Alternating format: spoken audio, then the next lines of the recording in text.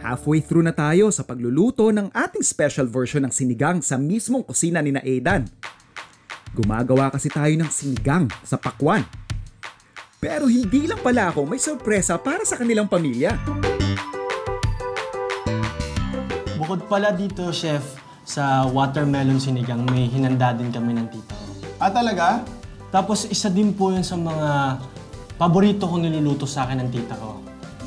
Yung dish na to? Yung dish na to, na inanda namin. Parang secret din yung dish na yan, Yung Aidan, secret, parang may surprise din kami sa'yo, Chef. That's nice, that's nice. Tapos isa nga din po pala yung sa mga tinatan nila dito.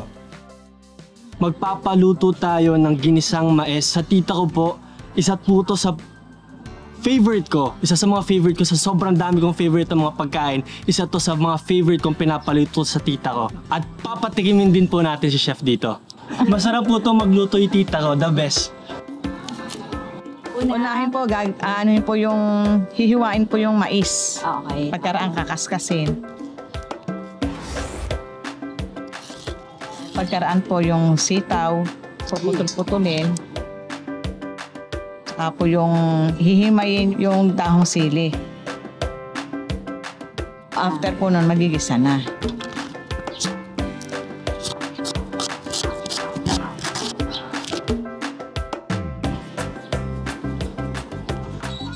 Bawang sibuyas at saka po yung chicharon.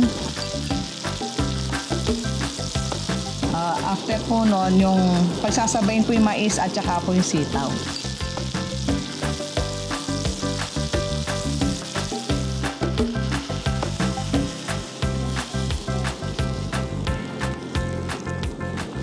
Pag malambot na po yung sitaw, tsaka lang po ilalagay yung dahong sili.